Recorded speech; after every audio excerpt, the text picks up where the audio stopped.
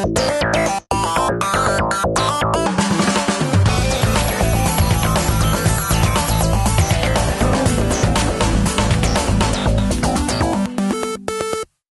guys, Justin here with Geek Legacy, and today we're standing here with Al Hope, creative director of Alien Isolation. It is an amazing game. How are you doing today? And welcome to Comic-Con. This is absolutely amazing. This is a phenomenal experience. This is my first time been to Comic-Con, so it's quite a way to, a first time to be here. It's a little overwhelming sometimes, huh? Yeah, I mean, just well, and also really, a really knowledgeable crowd. They really know their Alien. Exactly. You know what's funny is on my phone I actually have a xenomorph as my background.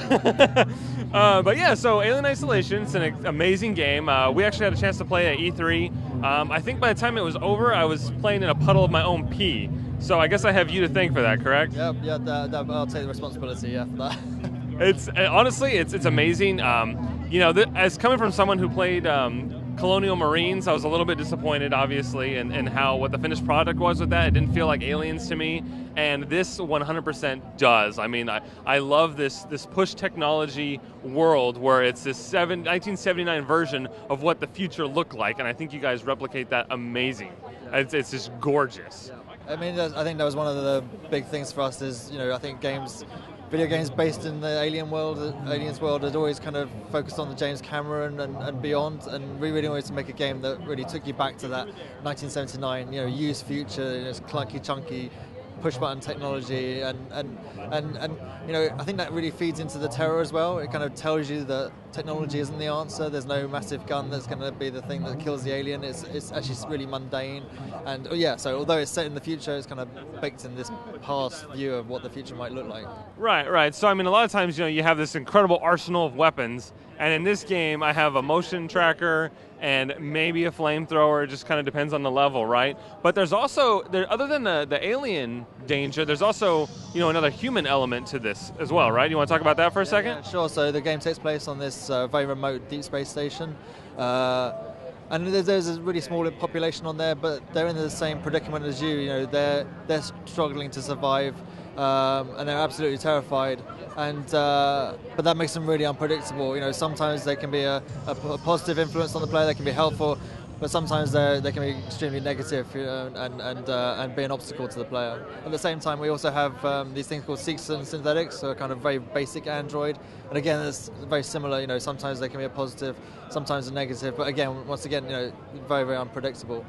Absolutely. And speaking of the unpredictability of this, I got to play a few times, and after I died, I thought, well, no big deal. I know what to do this next time. But that wasn't the case. That son of a bitch of an alien showed up from a whole nother side and got me somewhere else. So, I mean, that's something that everyone can expect, right? It's always going to be kind of a different experience when they play, correct? Right. So when we started, we realized that actually for our alien to be scary, you couldn't learn any paths or patterns. And so our alien, the approach we took was for the alien to just be running under its own senses. So it's listening for you, it's looking for you.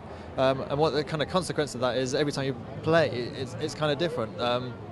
As the player does different things, the alien reacts accordingly. So, I could go in the egg now, and my heart would be thumping as I'm not, because I don't know what's going to happen. It's it's a completely unpredictable experience.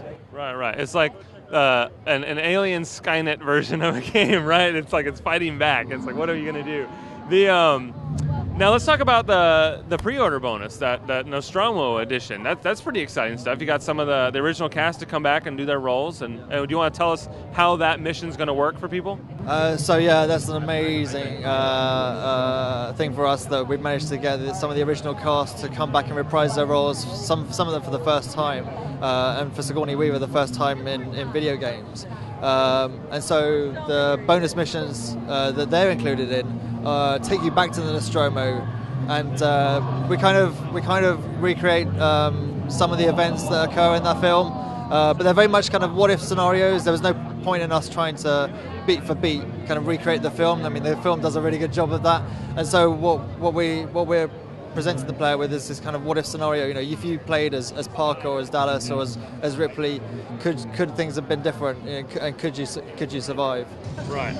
So the tagline for Alien is basically Jaws in space, right?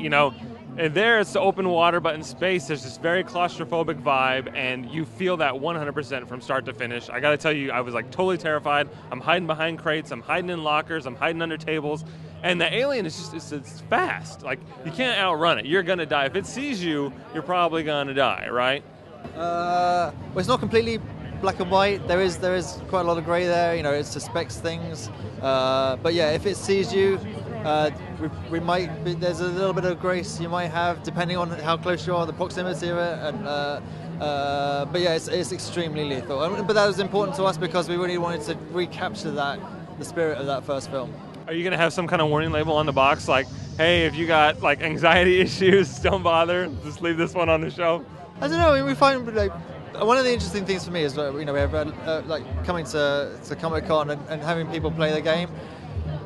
So it might be it might be a challenge to them, but they come out with massive smiles on their faces and kind of just want to go again. And I think that's a real kind of testament to the kind of experience and to the alien itself. I think it's kind of thrilling to be put under that much pressure. Right. Al, honestly, I can say that this is the Alien game that I've been waiting for, I feel like my entire life, and I'm so excited and I can't wait to play it again. Thank you for your time. Remember to stay on geeklegacy.com for all your geek news and reviews. Thank you.